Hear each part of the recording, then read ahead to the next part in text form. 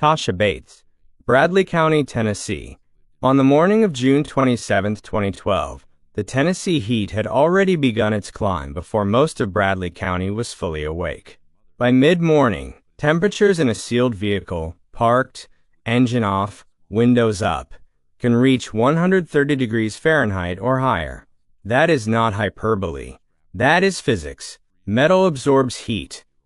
Glass traps it. The interior of a car in the Tennessee summer sun becomes, within a matter of minutes, an environment that a child's body cannot survive. Tasha Bates knew this. Everyone knows this. She strapped her 2 sons into the car that morning. Rocklin was 3 years old. Leland was 5. She buckled them in, as a mother does, as she had done dozens of times before on dozens of ordinary mornings. And then she walked away. She did not run a quick errand and return in 10 minutes. She did not step inside with the intention of coming back and get distracted. She left those children strapped in that car for hours. The heat built. The boys cried. They struggled. They called for her. And as the hours passed and no one came, and the air inside that sealed car grew unbearable, Rocklin and Leland lost consciousness, and they did not wake up. Both boys died of hyperthermia. Their bodies, still small enough to be strapped into car seats, could not regulate against the temperature of a sealed vehicle under a Tennessee summer sun. The initial response from law enforcement was cautious. Hot car deaths are a genuine and recurring tragedy in this country. Parents have left children in vehicles accidentally. A change in routine, a sleep-deprived morning, a moment of genuine forgetfulness that results in the most irreversible of consequences. The grief in those cases is total. The guilt is total. The courts have grappled with how to treat them. But detectives investigating the deaths of Rocklin and Leland Bates did not find evidence consistent with forgetfulness or accident. What they found was a mother who had knowingly left her children, who had hours of opportunity to return, to check, to respond to any instinct that her children might need her, and who had not. The medical examiner's findings described the suffering of the 2 boys in terms that the prosecution would later put before a jury in careful clinical detail. The heat inside that vehicle, the progression from distress to unconsciousness, the amount of time it would have taken, the fact that both boys, strapped in and unable to exit, had experienced suffering before they died. The prosecution's argument was not negligence. It was not that Tasha Bates had been careless or forgetful or overwhelmed. Their argument was that she had made a choice, that she had knowingly left her children in conditions that she understood to be fatal, and that she had not come back. That argument, they contended, was murder. The defense, at trial in 2013, did not attempt to claim she had forgotten. The evidence made that impossible. Instead, they argued she had not intended to kill, that she was overwhelmed, that circumstances had spiraled, that the intent required for murder was not present. The jury did not agree. After hearing testimony from experts who described the conditions inside the vehicle that day, after hearing the timeline reconstructed, after hearing the facts of what the 2 boys had experienced in their final hours, the jury returned a verdict of guilty on all counts. 2 counts of felony murder, 2 counts of aggravated child neglect. Tasha Bates was sentenced to consecutive life sentences. She will die in prison. The community of Bradley County, a place where most residents would have known a neighbor, a church member, a school parent who had a connection to this story, struggled to process what had happened. Not because the verdict was unclear, but because the act itself was so difficult to place within any framework of understanding. These were not strangers. This was a mother. This was a car seat.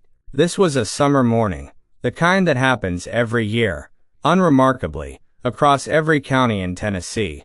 The image that stayed with people, that the community kept returning to in the months and years after the verdict, was simple. 2 small boys in a car, strapped in, because that is what a parent does. Unable to get out, waiting for someone to come back. No one came. Rocklin was 3 years old. Leland was 5. The Bates case is, in Tennessee's legal history, one of the clearest instances of the court finding that what appeared to be a hot car death was, in fact, murder. The verdict established that intent, does not require advanced planning. It requires a knowing choice. And the jury found that Tasha Bates made one. If you're new here, welcome to Daily Crime Archive. This channel covers cases that deserve more than a 2-minute headline. We go deep into the investigation, the legal proceedings, the victims' lives, and the systemic questions that these cases leave behind. No sponsors controlling coverage. No algorithm chasing shock value. Just the cases, fully researched and told with the weight they deserve. We are a new channel, and every subscribe matters in a direct, concrete way. If this is the kind of content you've been looking for, hit the button and turn on the bell right now. And before we go further, if anything you hear today is bringing up something personal for you, please reach out. The 988 Suicide and Crisis Lifeline is available by call or text 24 hours a day. Now, let's continue with Case 2. Lindsay Lowe, Manchester, Tennessee, September 2011. To everyone who knew her, Lindsay Lowe was the last person anyone would have suspected of anything.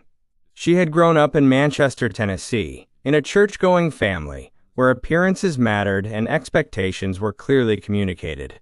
She was 25 years old and still living at home with her parents.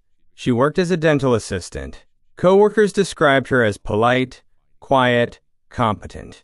She kept to herself, mostly. She was the kind of person who doesn't generate stories, whose life passes unremarkably through a community without leaving much of a trace. That ordinariness was not accidental. It was, for Lindsay Lowe, a deliberate and consuming project. Because behind the routine of her days, the work schedule, the family dinners, the church attendance, she was hiding something that, in her mind, had the power to destroy everything. She was pregnant. Not slightly pregnant. Not in the early weeks where concealment is still possible without significant effort. By the time summer turned to fall in 2011, Lindsay Lowe was carrying twins, and she had been hiding that fact from everyone around her for months. Baggy clothing. Avoidance of doctors. Not a single prenatal appointment. She managed the pregnancy entirely alone, in the dark, as something that could not be allowed to become real. Because the moment it became real, she believed, her father would find out. She told investigators later that she was afraid of her father. That she believed, genuinely, that he would kill her if he discovered she was pregnant outside of marriage. Whether that fear was proportionate to reality is something only she could assess. But it was the fear she was operating inside of, and it drove every decision she made. On the night of September 12, 2011, Lindsay Lowe went into labor. Her parents were upstairs.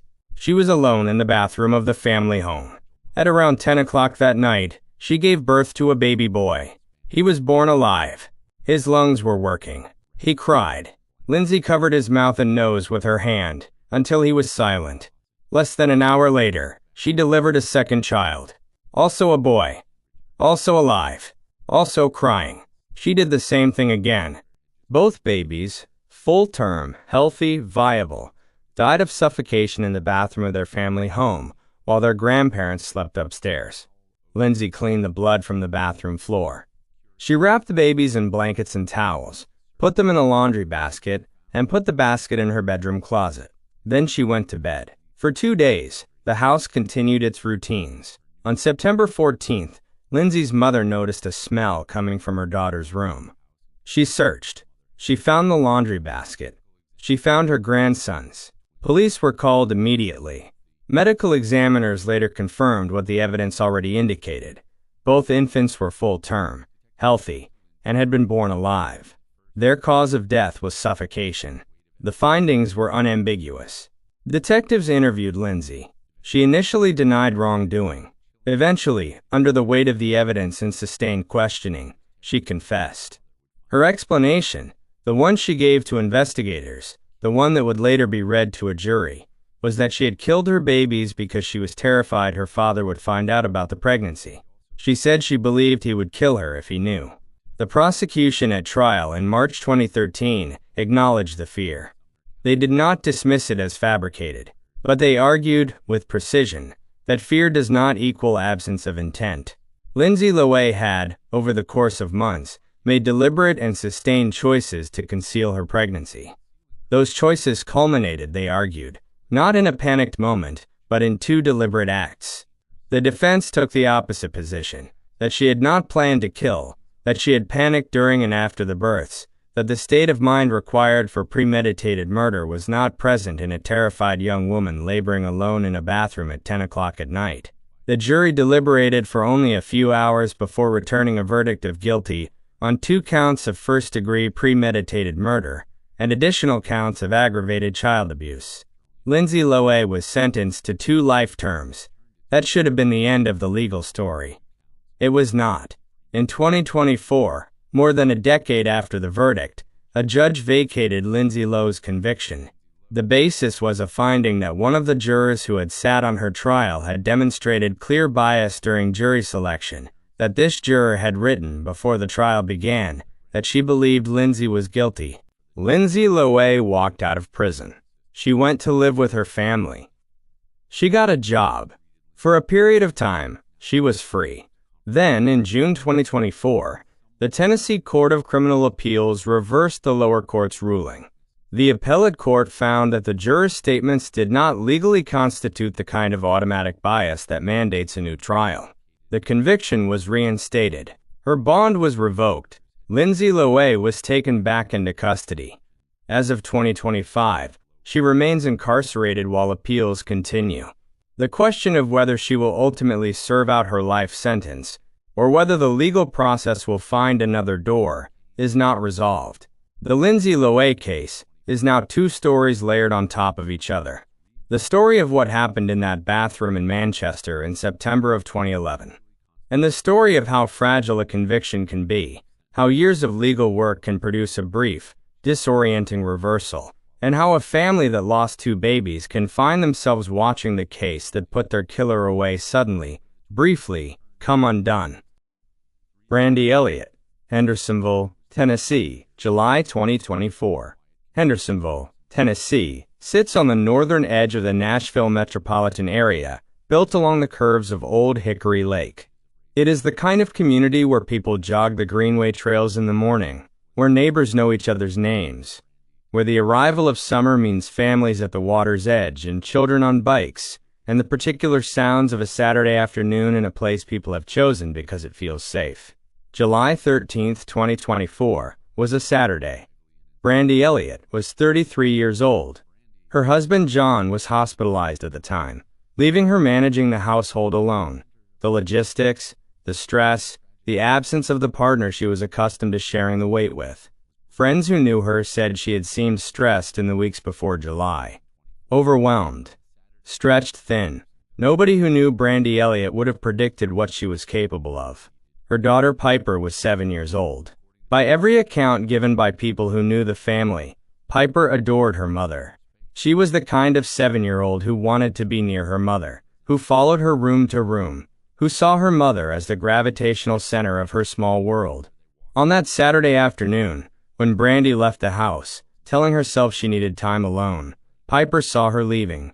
She followed, because she was 7, and her mother was leaving, and she didn't want to be left behind. Together they walked toward the Greenway, the path near Drake's Creek and Old Hickory Lake, a trail where families walked dogs on weekend mornings, a place people knew as serene and ordinary.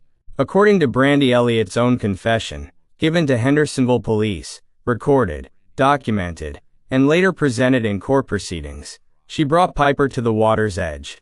She pushed her daughter into the shallow creek. As Piper cried, as Piper begged, Brandy forced her daughter's head underwater. She told investigators she held Piper down until she could feel her, in her own words, bubbling. Then she let go. Piper was unconscious. In the moments after, Brandy attempted CPR. Someone called 911. First responders reached the scene and transported Piper to TriStar Hendersonville Medical Center. Despite the efforts of the medical team, Piper Elliott was pronounced dead. The Hendersonville community initially absorbed the news as a drowning, a child near a creek, a terrible accident, the kind of thing that heartbreakingly happens. Then the details emerged. The mother's confession, the words she had used, the investigators' account of what Brandy Elliott told them, that she had held her daughter underwater, that she had needed time alone, that when asked why she hadn't simply walked away Why she hadn't called someone, reached out, found another way, she had no answer. Brandy Elliott was arrested and charged with first-degree murder on July 14, 2024. One day after Piper died, the investigation developed a fuller picture of her mental health history in the months that followed. She had experienced postpartum depression in the past. It was unclear whether she was receiving any treatment at the time of Piper's death. Her defense team has raised mental health evaluations and competency as central issues in the case. The prosecution's position has been stated clearly. Whatever Brandy Elliott was experiencing internally, her own words describe a knowing, deliberate act. She held her daughter down. She felt her daughter's final struggle. She did not stop until Piper went still. The case is ongoing as of 2025. Brandy Elliott remains in Sumner County Jail, held without bond. A grand jury has indicted her on first-degree felony murder and related charges. The prosecution has announced it will pursue life in prison without the possibility of parole. The trial is expected in late 2025. John Elliott, Piper's father, was hospitalized when his daughter was killed. He learned about her death in a hospital room. In the months since, he has spoken publicly, carefully, and with the specific grief of a man who was also trying to hold a community together in his daughter's name. He described Piper as full of life and always smiling. He said his world had been shattered. On the first anniversary of Piper's death, in July 2025, he held a private memorial. He said he will never understand how a mother could take her daughter's life, but he hopes Piper's memory will not be defined by the last moments of it. The Hendersonville community has gathered around him. Vigils, public conversations about mental health resources and support structures for parents in crisis. A recognition that the tools for intervention, the systems that might catch someone before they reach a breaking point, are not always accessible to people who need them. None of that brings Piper back. But it is what a community does when it cannot answer the question that keeps returning. Why? Piper Elliott was 7 years old. We're a few cases in, and I want to stop for a moment. If you're watching this, and any of what you've heard is touching something personal, if the weight of these stories is connecting to something in your own life, please reach out to someone. The 988 Lifeline is available by phone or text, any hour, any day. You don't have to be in crisis to call. You just have to need to talk. For everyone here for the coverage, this is what Daily Crime Archive does. We go beyond the headline. We sit with these cases long enough to understand them, not to sensationalize them, but because the victims deserve to be more than a two-sentence story. If you're not subscribed yet, do it now. We're new, and every subscriber matters concretely. Hit the bell. Drop a comment telling us which of these cases you've followed. We read every one. 6 more cases left. Let's continue. Memphis, Tennessee, July 2016.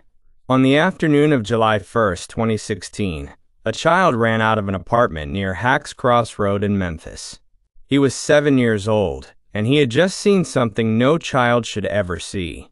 He pounded on a neighbor's door, screaming that his mother had stabbed his brothers and sisters. His voice, according to those who heard it, carried a terror that no child that age should be capable of expressing. Officers who responded to the scene from Memphis Police Department entered the apartment and found exactly what the boy had reported, and more. 4 of Sheninthia Gardner's 5 children were dead. Talon, 4 years old. Saya, 3 years old. Savvy, 2 years old. Yazi, 5 months old. A baby who had never taken a first step, who had never said a word. Their bodies were in the living room and the bedroom. Some were still in car seats. They had been stabbed. The one surviving child, the 7-year-old who had run for the door, had seen it happen. He had somehow found it in himself to run. He will carry the memory of that apartment for the rest of his life. As investigators worked the scene and began building the case around Sheninthia Gardner, a portrait of her mental state in the months preceding the killings emerged from the testimony of family members. She had been deteriorating. She spoke of paranoia, of a belief that people were coming to hurt her and her children. Her sister described episodes where Gardner appeared disconnected from reality in ways that had become more frequent and more severe. These were not vague impressions. Family members had specific accounts, specific incidents, specific moments of alarm. The question that haunts this case, as it haunts so many cases involving the intersection of mental illness and violent crime, is why the deterioration was not met with intervention before it reached the point it reached on July 1, 2016. That question does not have a clean answer. Mental health crises are difficult to intercept. The systems designed to catch people before they reach a breaking point are underfunded, overextended, and poorly coordinated in most American communities. Sheninthia Gardner's family saw warning signs. What they could do with what they saw was limited. The evidence from the scene and from the surviving child's testimony was extensive. Gardner was arrested and charged with 20 counts, including 4 counts of first-degree premeditated murder, multiple counts of aggravated child abuse, and aggravated child neglect. Her defense at trial centered on insanity, the argument that she was too mentally ill at the time of the killings to understand the nature or wrongfulness of her actions. This is a legally specific and difficult standard to meet, and it was contested fiercely. The prosecution made a strategic and targeted decision in their response. They acknowledged that Gardner had mental illness. They did not dispute that, but they argued that she retained enough awareness of her actions to have conscious intent in the moment she chose to act. Their evidence for this was a single moment described by the surviving child. Before the violence began, his mother had looked at him and asked, "Am I a good mom?" Then she had picked up the knife. The question, deliberate, specific, seeking something, was the prosecution's argument that Sheninthia Gardner knew what she was doing and chose to do it anyway. The case was tried as a bench trial before Judge James Lambie Jr. without a jury. In December 2021, Judge Lambie found Gardner guilty on all counts. In February 2022, she was sentenced to life in prison for each murder, with the sentences structured to make her ineligible for parole for more than half a century. What does it mean to hold someone accountable for crimes committed in the context of serious mental illness? That is not a question with a universally accepted answer. Courts have grappled with it for generations. The legal definition of insanity is deliberately narrow, narrower than what most people understand the word to mean. Someone can be genuinely and seriously mentally ill and still be found legally responsible for their actions. The two are not mutually exclusive in the law, even when they feel like they should be. Sheninthia Gardner's case is one of the cases that forces that tension into the open. 4 children under 5. A mother with documented mental illness whose family had watched her deteriorate for months. A 7-year-old who survived because he ran. Mental illness is real. It destroys families. It can drive people toward acts that they would not otherwise commit. And at the same time as the court decided, it does not erase legal accountability. The children who died, Talon, Saya, Savi, and Yazi, needed protection that the system, in this case, was not positioned to provide before the worst happened. Jasmine Jacole Hall, Athens, Tennessee, September 2021. This case is different from the others on this list in one important structural way. The children Jasmine Hall was fighting to control were not the ones she killed. Understanding that distinction is the key to understanding the case. Jasmine Jacole Hall was a young mother in Athens, Tennessee, locked in a bitter and escalating custody dispute with Trevan Hall, the father of her 10-month-old daughter. The baby existed at the center of a conflict that had become, by the fall of 2021, consuming and explosive in ways that people around them had noticed. Friends and family knew there was serious tension. No one predicted what that tension was about to become. On the evening of September 25, 2021, Jasmine and her accomplice Curtis Smith drove to a small camper in Riceville, Tennessee, where Trevan Hall was staying with several other people. Jasmine entered the camper with a gun. Her stated demand was simple. She wanted her baby. She took the infant at gunpoint. But the encounter did not end there. Gunfire erupted inside the cramped space. When it stopped, 4 people were dead. Trevan Hall, 36 years old. Skylar Horn, Jesse Dree, Brandy Harris. 2 others survived only by extreme action. One jumped through a window. One lay still and played dead as the shooting continued around them. Curtis Smith then set the camper on fire, an attempt to destroy evidence and obscure what had happened. By the time first responders reached the scene, they found bodies, blood, structural damage from the fire, and no infant.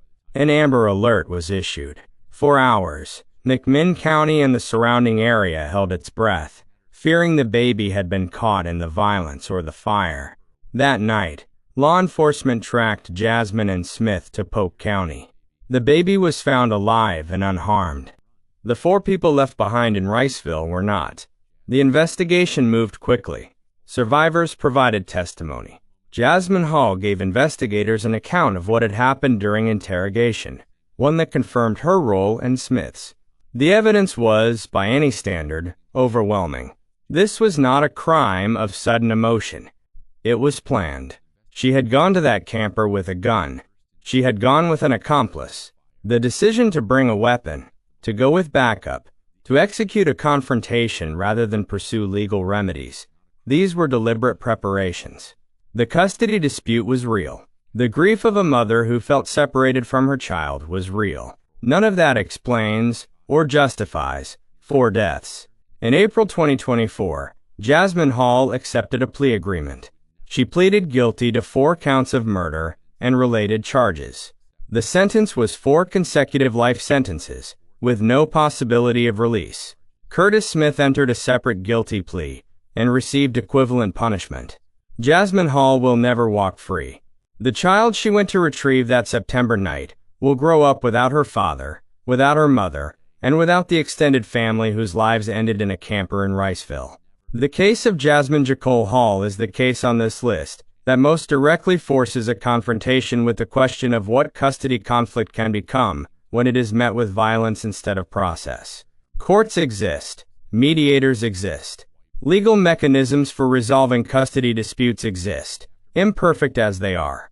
Jasmine Hall chose a gun. 4 people died for it. Megan Boswell, Sullivan County, Tennessee, 2019 to 2025. Evelyn Mae Boswell was 15 months old.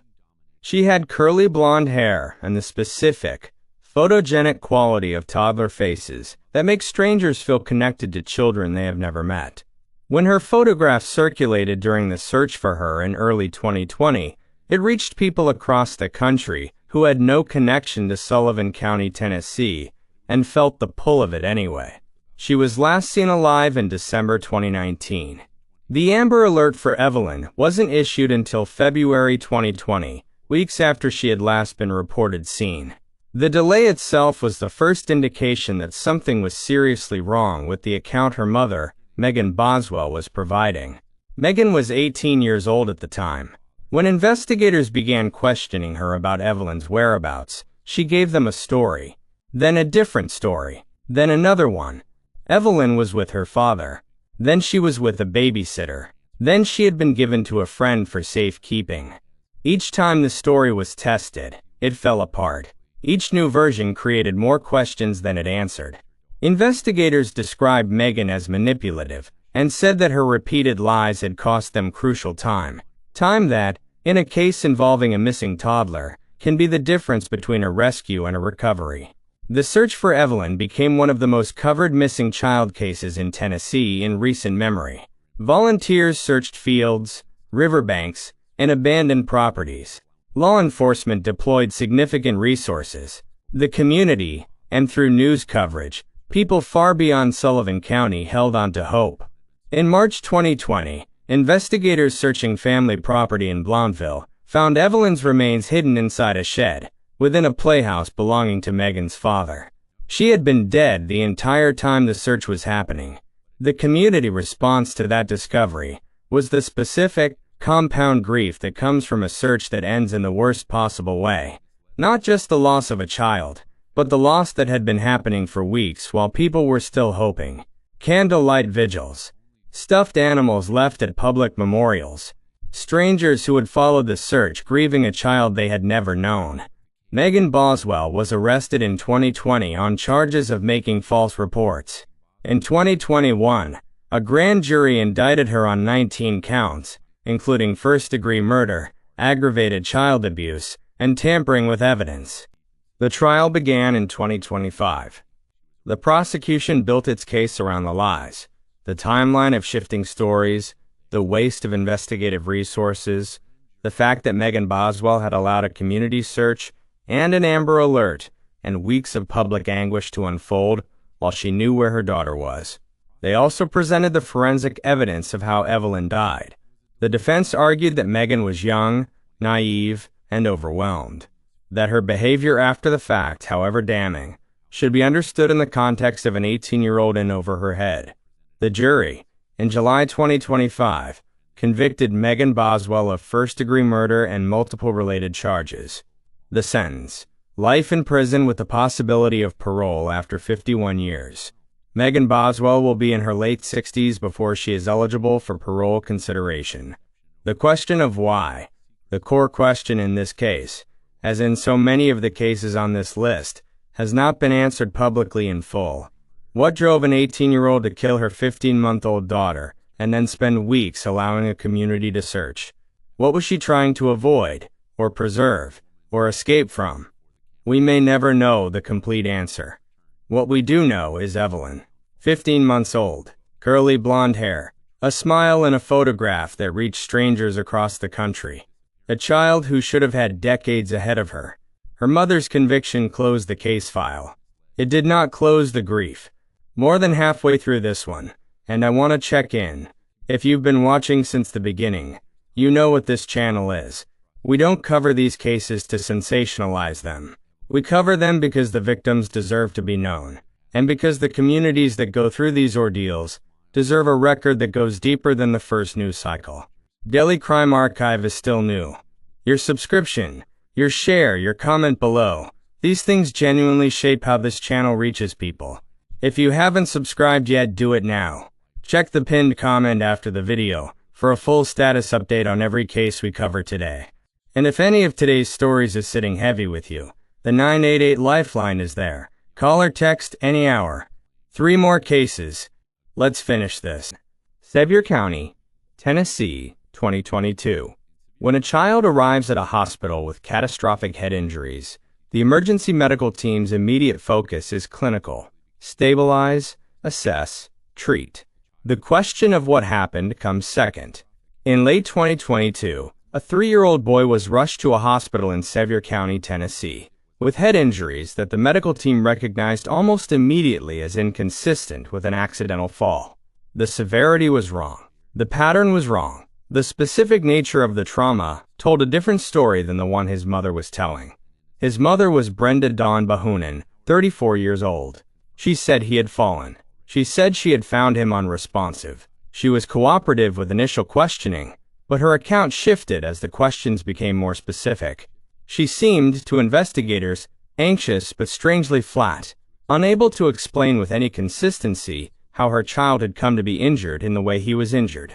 The child died of his injuries. The medical examiner's findings confirmed blunt force trauma inconsistent with an accidental fall. The ruling was homicide. As the investigation deepened, the picture that emerged was not of a single, impulsive moment of violence. The forensic and medical evidence pointed to a pattern, to injuries that had occurred over time, to signs of ongoing abuse that predated the injuries that killed him. This was not one terrible day. This was a sustained period of harm, inflicted on a child who had nowhere to go, and no one outside the home who had looked closely enough to see it. Authorities charged Brenda Behounin with first-degree murder, aggravated child abuse, and aggravated child neglect. The community of Sevier County, a place better known nationally as the gateway to Gatlinburg and the Smoky Mountains than for cases like this, struggled with the disclosure. Neighbors wondered aloud about warning signs, about whether anyone had seen anything, about whether anything could have been different. At trial in 2025, the prosecution constructed their case around medical expertise. Expert witnesses described the specific nature of the injuries, the force required, the pattern that indicated repeated trauma, the timeline that contradicted any accident narrative. Photographs shown to the jury documented what the child had endured. The defense attempted to argue that the fatal injury was, if not accidental, at least the result of a single moment of poor judgment rather than intentional murder. The weight of the expert testimony made that argument difficult to sustain. The jury found Brenda Behounin guilty on all counts. The judge imposed the maximum, life in prison without the possibility of parole. A 3-year-old boy. We do not have his name in the public record in a way that has been widely reported. What we know about him is the age, the injuries, the fact that he went to a hospital and did not come home. At 3 years old, he should have been learning words and testing the limits of everything around him. His entire existence had been within the space of his home, and the people who were supposed to be his safe world. Justice for him came in a courtroom in 2025. It came too late to matter to him. It always does. Jessica Chandler, Sumner County, Tennessee, 2024. The details of this case are almost unbearably specific, in the worst possible way. Jessica Chandler was a mother in Sumner County who, to her neighbors, seemed devoted to her children, attentive, present, engaged. Nobody who lived near her described warning signs in the way neighbors sometimes do, looking backward after the fact, finding patterns in things that seemed ordinary at the time. When police received a call and officers entered Jessica Chandler's home, they found her 2 children dead, a 4-year-old daughter and a 1-year-old son. They had been smothered, not with bare hands, but with a children's blanket, a blanket with a cartoon pattern, Lilo and Stitch characters on the fabric. The blanket was a comfort object, the kind of thing a parent buys because their child loves those characters, because bedtime is easier with something familiar, because the goal is to make a child feel safe. In Jessica Chandler's home, it became the instrument of their deaths. There were no signs of struggle. The children had not fought back in the way that leaves defensive marks. Their small bodies showed only the quiet, clinical evidence of suffocation. Investigators found handwritten notes left by Jessica. In them she described her despair, her exhaustion, her sense that the world was too heavy to continue carrying. She wrote about her intention, to end her own life, and to end the lives of her children, whom she described as better off not facing the future she could not see clearly. Jessica Chandler survived. She was found alive in the home when officers arrived. Her children were not. She was arrested and charged with 2 counts of first-degree murder and multiple counts of aggravated child abuse. Her defense has focused heavily on mental illness, on the argument that she was not a predatory killer, but a mother in the grip of something clinical, something that warped her perception of reality and of what her children needed. The notes she left support the argument that she believed she was protecting her children from a world she had decided they should not have to face. The prosecution's position is that the children did not share that decision, that they were 4 and 1 years old, that they had no say in whether they faced the future, and that their mother made a choice to take that away from them. Jessica Chandler's trial is still pending as of 2025. She faces life in prison if convicted. What this case asks us to think about is the edge of parental despair. It is not comfortable territory, and it is not territory with clean answers. Some parents who reach a certain level of crisis do harm to their children and themselves. That is a documented and studied phenomenon. It is associated with untreated depression, with isolation, with a specific kind of hopelessness that distorts the boundary between ending one's own suffering and making choices that belong to other people. That understanding does not justify what happened to those 2 children. It does not give them back. It does not close the wound, but it is the information that is necessary to build the kind of systems, mental health resources, crisis intervention, postpartum support, community infrastructure, that might, in some cases, reach a parent before they reach the edge. Whether those systems exist, whether they are accessible, whether they find the people who need them before the worst happens, that is a question this case does not answer. It only raises it. 2 children, a 4-year-old and a 1-year-old, a Lilo and Stitch blanket that was supposed to make them feel safe at bedtime. Cynthia Collier, Columbia, Tennessee, October 2018. The final case on this list is the one that leaves the deepest silence behind it. Not because the details are the most graphic. They are not. Not because the legal proceedings were the most dramatic. They never reached a trial. but because the question at the center of this case is the one that has no answer. Why? Cynthia Collier was 55 years old. She and her husband had done something that most people regard as an act of extraordinary generosity and love. They had adopted 4 teenagers from overseas, giving homes and family and futures to children who might otherwise have had none. The Collier household was, by every external account, a model of faith and commitment. Cynthia was active in her church. She was described by those who knew her as soft-spoken, warm, and genuinely invested in her children's lives. Friends who socialized with her did not see cracks. Church members who sat beside her did not notice warning signs. Whatever was happening in Cynthia Collier's interior life, whatever pressure, whatever despair, whatever calculation or breakdown led to what happened, it was invisible to everyone around her. On the morning of October 15, 2018, a relative who had been trying to reach the household for hours, without any response, requested a welfare check. Columbia police arrived. They knocked. They waited. They entered. Cynthia Collier was dead of a self-inflicted gunshot wound. In the bedrooms of the house, her 4 adopted children were found. All had been shot to death. The children were between 14 and 17 years old, teenagers standing at the edge of their adult lives. They had been brought to this house from thousands of miles away, given a family, given a last name, given what was supposed to be a foundation for a future in Tennessee. Instead, they met their end in the bedrooms of the home that was supposed to be their safe place. Investigators went through the house with the attention required by a scene of this magnitude. They searched for an explanation, a note, a video, a letter, a document of any kind that might tell them what Cynthia Collier was thinking, what she was trying to escape from or achieve, what she believed she was doing when she chose to end the lives of 4 teenagers who were, by any legal and moral definition, her children. They found nothing, no note, no recording, no explanation of any kind. Autopsy reports confirmed what officers had observed. Each child had died of multiple gunshot wounds. There were no defensive injuries, no evidence of struggle. The killings appeared to have been swift, with the children perhaps unaware before they were shot. The investigation was, by the standards of a case this serious, notably short. Without a surviving perpetrator to prosecute, without anyone else to charge, the case was closed as a murder-suicide, and the file was, in the legal sense, resolved. In every other sense, it was not. The community of Columbia, a mid-sized city in Maury County, not a place accustomed to this kind of event, absorbed the news in waves. Teachers told students.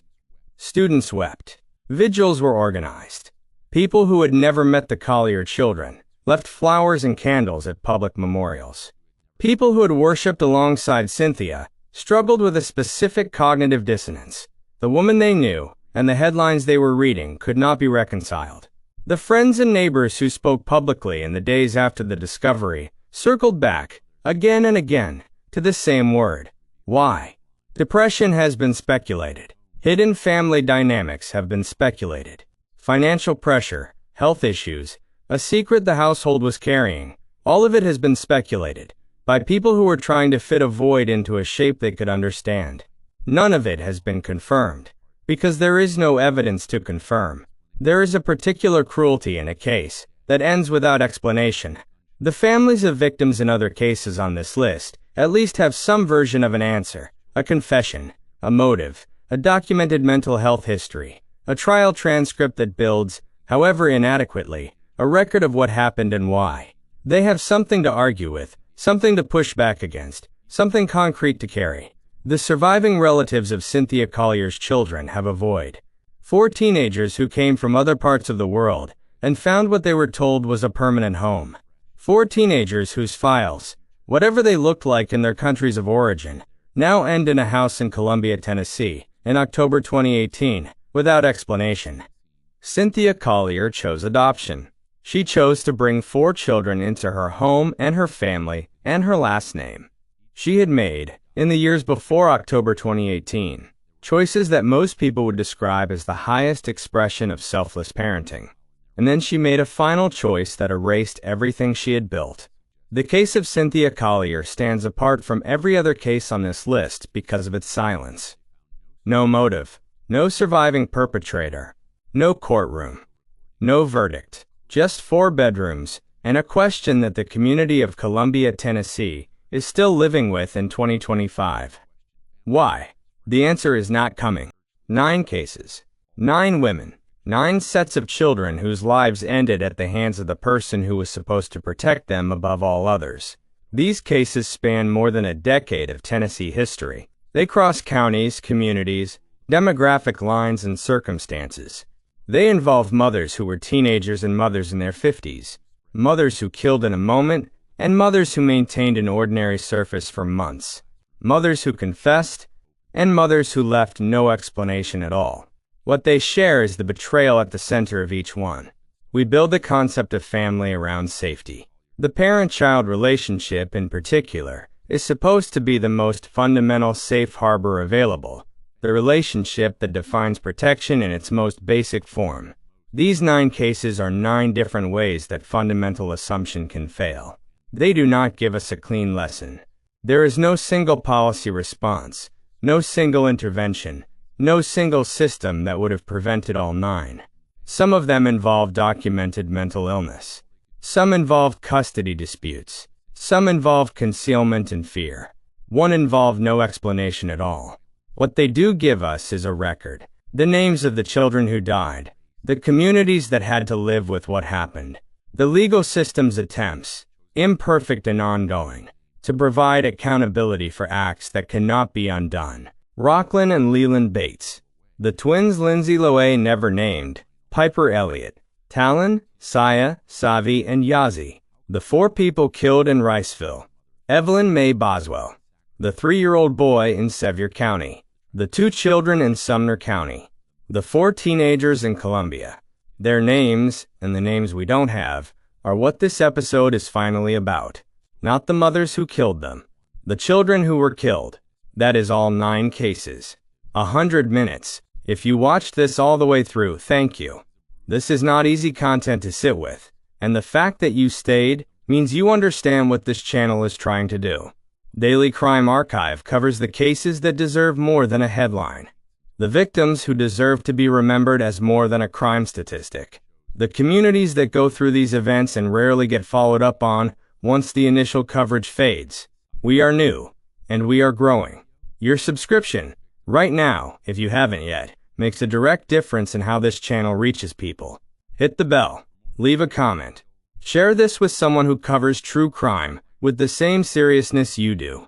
Check the pinned comment below for a full status update on every case covered today, current legal status, where each case stands as of 2025. And if today's stories have been weighing on you, if anything you heard today connected to something in your own life, please reach out to someone. The 988 Lifeline is available by call or text 24 hours a day. You don't have to be in crisis to use it. We'll see you in the next one.